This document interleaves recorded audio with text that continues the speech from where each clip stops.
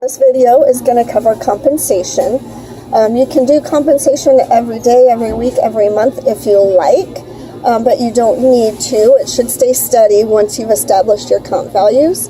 We do compensation panels once a quarter because CAP requirements force us to do so. Again, for your comps, you have the VersaComp Cell Kit. That kit contains 2 vials in it. One vial is beads that are negative and will not bind to any antibody they're exposed to. The other vial contains positive beads that will bind to any antibody they're exposed to. So it doesn't matter which compensation kit you use, they should all work beautifully with the VersaComp kit. Okay, so how you use those is you open your compensation kit, you add 1 drop of each vial to each of the 5 tubes in the kit, and then you let those incubate at room temperature for 15 minutes. After that, you can either just add about 500 microliters of PBS and go ahead and run them, or you can wash them once in PBS and then resuspend in about 500 microliters of PBS, and then they're ready to run. Okay, so what I'm going to show you today, I used a bone marrow sample. We do not have the VersaComp kits in our lab, so my data will look a little different from yours because you'll have tight bead populations to work with, whereas with mine, we're going to see the different populations of lymphocytes, monocytes, neutrophils. So while your data may look slightly different from mine, the compensation works exactly the same. Okay, so to start, we're going to come down here and we're going to click on New Compensation. Okay, you want to navigate to wherever you're saving your files. I'm saving mine currently on the desktop under a comps folder. Okay, I want to make a folder and I'm going to label it with today's date, which is 8 February 19. And I'm going to, we can leave that. Okay, so down here it tells me it's a comp file and it has today's date. Okay, so now I'll hit save.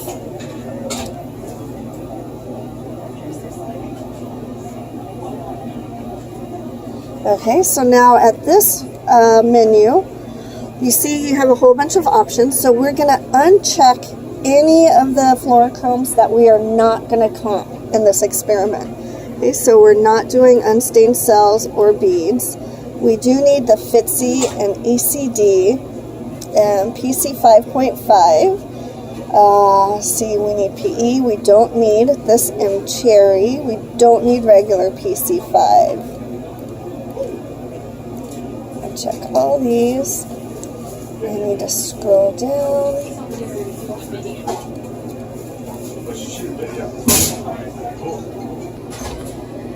Okay, so scroll back up now and see we have FITC, PE, ECD, PC 5.5, and PC 7. And you see I have 2 PC 5.5s here.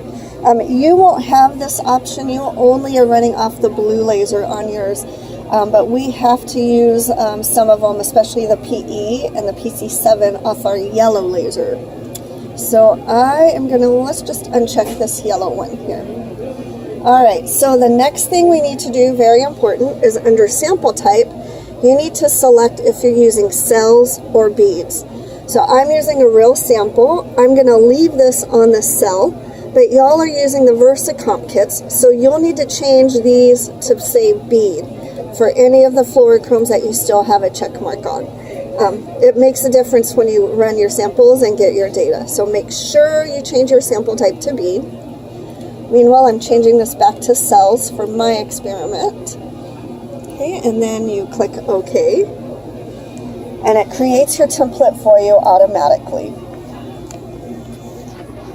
Okay, one important thing to note is you want to make sure you run your tubes in this order because it makes a difference. You can't do a FITC and then PE down here and go back to ECD. If you do that, it will not carry your values down from tube to tube. So make sure you run your tubes in exactly this order listed. So FITC, ECD, PC 5.5 PE, and then PC 7. Okay, so we're going to come up here and click on acquisition settings. So if you have not set specific gains for your Duraclone tubes, then you can use recommended down here. If you have, then you're going to want to import those acquisition gains to this compensation folder. So you would click down here. I always save mine to the catalog. So import from catalog. You can come up here then into your catalog and choose which one you want. So I'm going to pick, let's see, we'll just pick this one, the Duraclone 7 January. Okay, and then we are going to say import down here. It's showing me what's changing based on what the instrument automatically starts up with. So that's fine. I'm happy with that. And then we can close that out.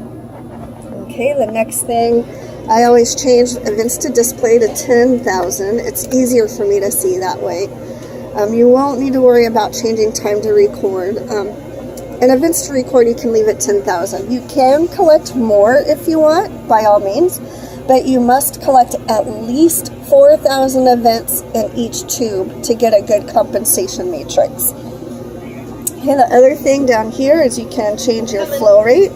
It's defaulted to slow. I'm going to go ahead and change this to fast. Okay.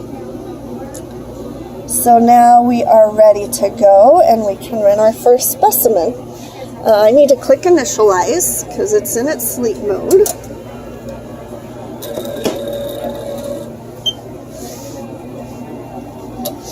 Okay, got the tube in there. And the other thing is, since I do not have any more of the Duraclone comp kits for the tubes 1 or 2, I'm not using one of the Duraclone kits. I made up my own custom comps, so I'm using CD8s in all 5 tubes, just a CD8 antibody in each of the 5 fluorochromes with my normal bone marrow sample. So I may not have a huge peak for the positive, but there should be something positive because normal T cells have a mix of CD4 and CD8 expression. Okay, so when you're making up your own tubes, you want to pick an antibody that's expressed rather brightly. You know, you don't want to pick something dim like maybe CD56 is hard to pick out. But again, using the VersaComp cell kits, you won't have any issue. You'll be fine using any of the Duraclone kits. All right, so let's go ahead and hit run. Oh, one other thing, I'm going to click on this gray square in the upper right corner and find side scatter. So it defaults to linear, but we always collect using log. So I'm going to change that to log, and you'll see that's collecting in linear. I'm changing it to log, and now that's what it looks like collecting in log. So it does make a difference. If you're used to running one way and you actually end up collecting in another, you'll think something's wrong. All right, so forward scatter, you always leave linear. Side scatter, we always turn to log. All right, so the next thing I want to do is, those gains are okay, but they're kind of a little bit over still. Let's click the hand with the G, and I'm going to move it down a little bit more. There. If you're not sure where to move something, you can always try to find where your lymphs are, okay? And again, I use CD8, so lymphocytes should have a mix of CD8. And now I don't see anything there, so I've cut off all of my lymphocytes, right? So that was a bad move. So we can hit undo, undo, undo, oops, redo, because I need that in log. Okay.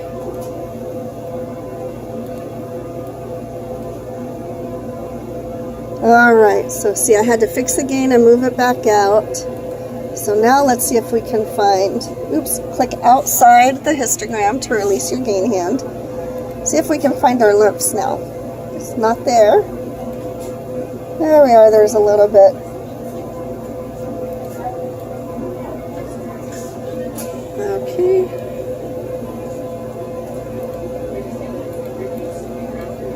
Okay, this is the first important one to do, is if your the recommended gains aren't quite right, or even your other gains aren't quite right, you can adjust it on the forward side scatter. And then once you set it on this first tube, the FTSE tube, you don't move it from tube to tube. You want to keep these gain settings and where the gain is the same for each tube. Right, so I know that's good for my lymphs. How do I know that?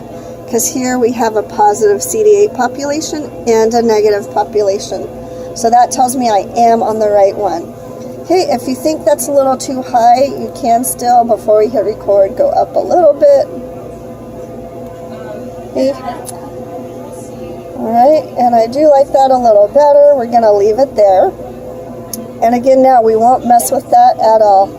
So the next thing I'm going to do is come here and adjust the slider. You don't have to move it, but I like to, just to make it look pretty. Okay, so the big thing here we're doing, when you're looking at this one, you want to make sure you're not cutting off lymphocytes on this end or granulocytes over in this area. Okay, so that's the purpose of the gain, getting these where you can clearly distinguish the populations without cutting off any of the cell populations. Okay, so over here now we see we're not cutting off any of the negative population or the positive population. Okay, so we can go ahead and move this gate to encompass the entire negative peak. And this other one we're going to move to encompass the positive peak. Okay, and again, with you using the VersaComp beads, you'll have a nice bright peak over here that's positive, as well as a nice negative peak. So I'm using a normal marrow that only had about 15% lymphocytes total. So that's why there's such a small peak here. Okay, so I'm good with that. We're going to hit record and watch it go. And again, you have to collect at least 4,000 events. Once you reach that, you can stop it at any time.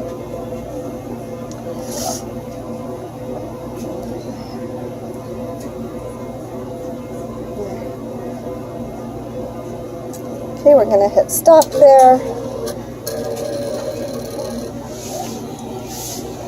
And this is not the best sample to be showing y'all compensation with, I do admit.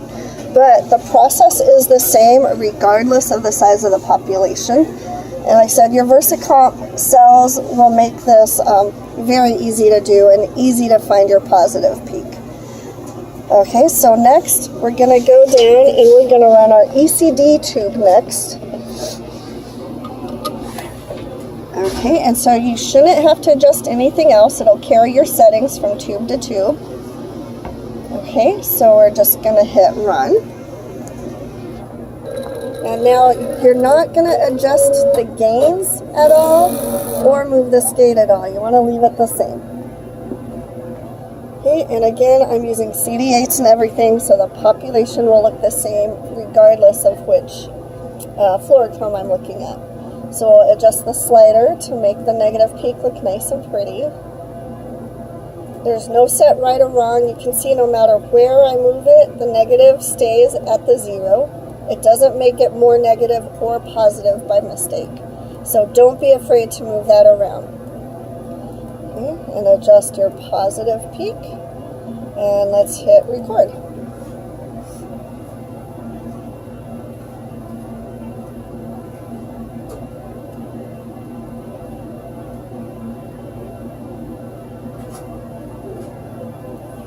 All right, 6,000, we'll hit stop.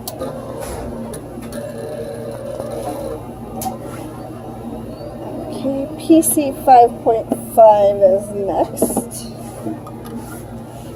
Okay, so same thing. All your acquisition settings and your comp value from FTSE carried to ECD, and now that adds the ECD comp value, it carries it down to your PC 5.5. So we'll run that to add your 5.5 comp values.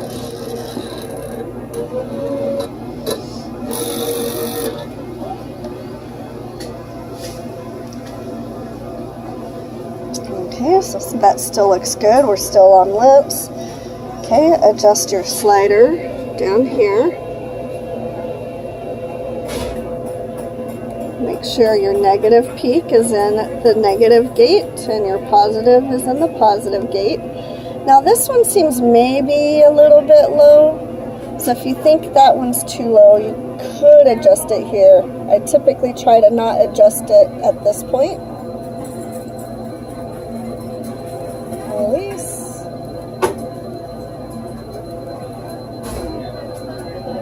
And record.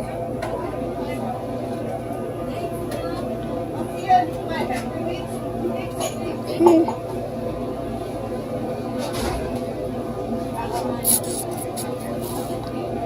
Right, we're at right around 5,000 now. You can see that again, it's doing about 260 events per second. We're at 7,500 events total, so you can hit stop.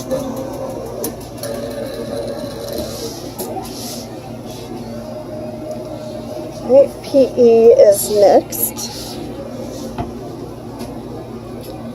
Make sure you click down. Now, if you forget to click to the next tube, let's see what happens. I leave it on 5.5 by mistake. I hit run, and you get this message, tube contains data, overwrite it. No, we do not want to overwrite that data, so just click no, and then come over here and click the PE, and then you can run.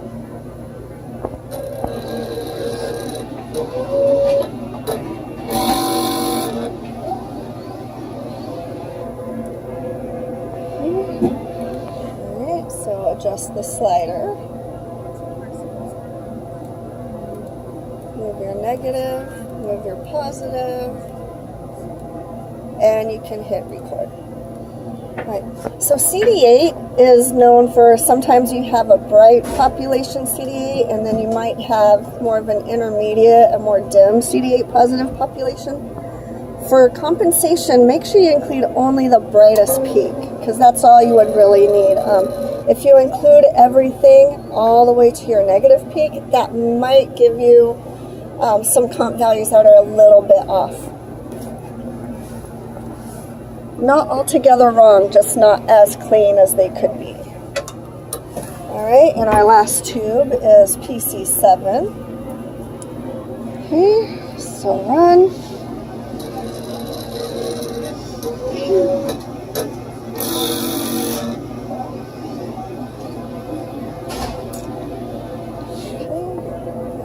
We're going to come here and adjust our slider. Adjust your peak regions and hit record.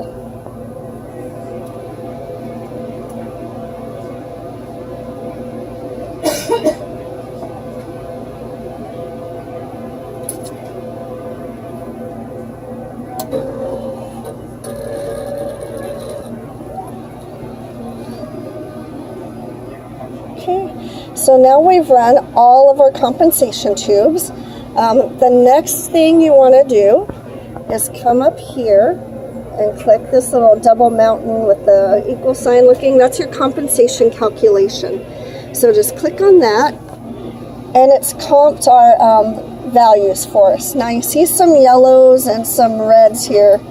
This red I'm not concerned about because that's for M-Cherry. We didn't run anything at all for that. We didn't run anything for the PC 5.5 either, and we didn't run anything for the yellow PC 5.5 or any of these.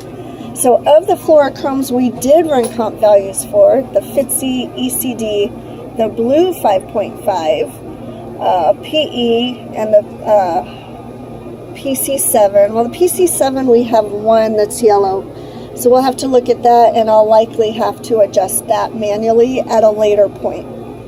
Okay, so the next thing is we're going to save your compensation. You can either save as an individual file or save to compensation library, or do both. I usually just save to the compensation library. Okay, and then you can label it whatever you want. Comps, today's date. If you get to the point where you have multiple different panels you're using, you could do duraclone compensation or cytoplasmic compensation or whatever. So just name it however you can easily find it when you want to apply these comp values to any future protocol or panel you're doing. Okay, so we've named it, click OK, and then you can close. All right. So that's compensation in a nutshell, the basic compensation. In a different video, I will show you how you can update compensation files. If you want to just make a minor adjustment, like Steve did some analysis and said, please change the comp values to such and such for this parameter. So I'll show you how to do that in a different video. I hope this has been helpful. If not, please feel free to ask me questions or ask me to repeat the video again if you like. So either way, thanks. Have a good day.